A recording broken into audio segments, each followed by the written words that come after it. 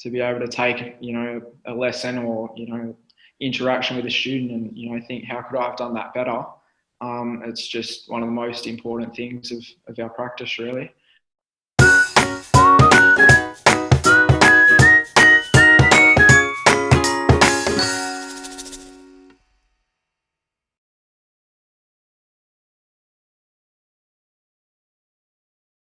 Okay, so what might the future of quality teaching look like? I might pass that over to you, Caitriona.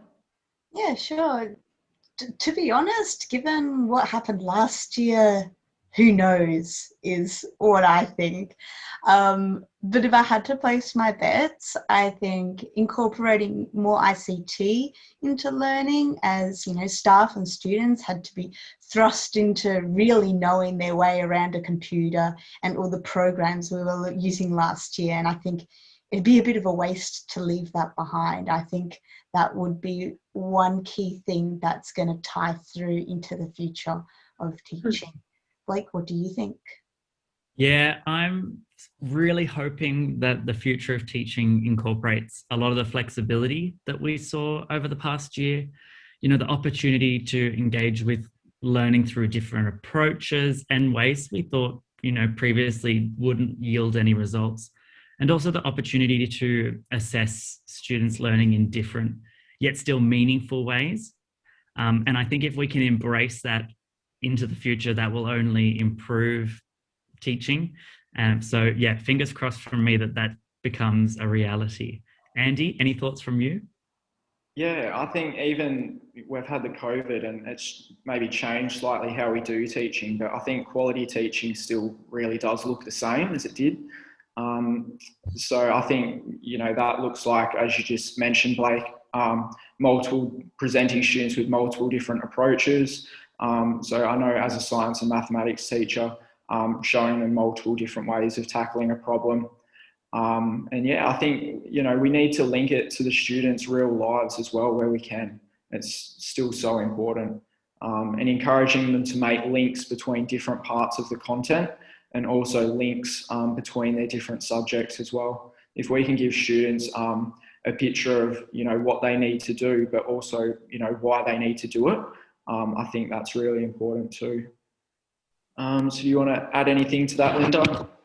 Yeah, absolutely.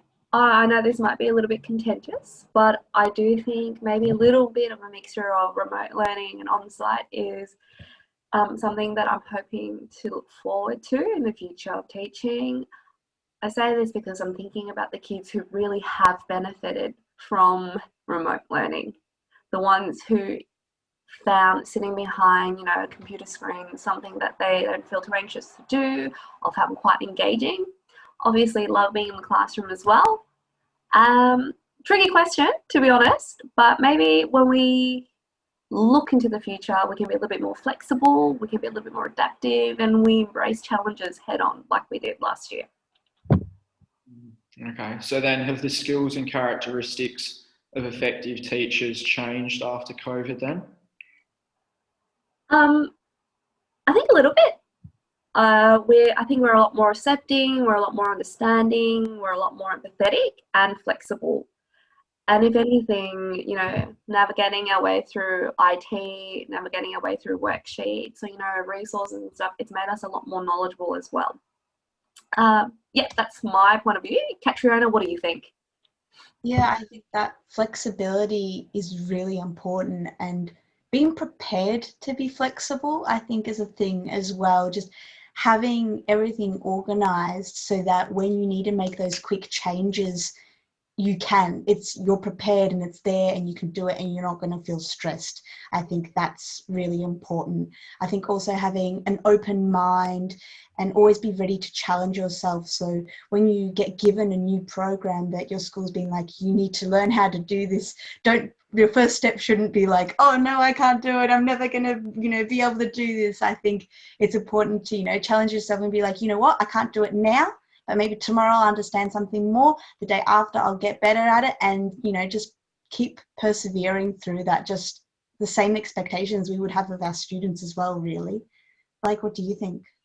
I love your idea of challenging yourself. And to me, that means that I'm always learning and always pushing myself to learn more, whether that be content or familiarizing myself with different approaches to supporting well-being. Or I think when we reflect on what we've been through and analyze the situation and collect, use the data that we've got to understand what happened, then we can learn from it and become better teachers.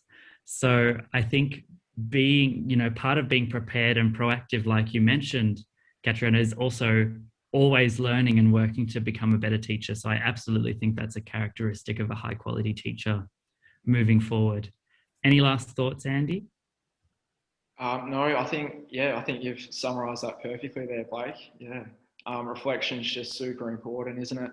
To be able to take, a lesson or, interaction with a student and, think, how could I have done that better? It's just one of the most important things of our practice, really.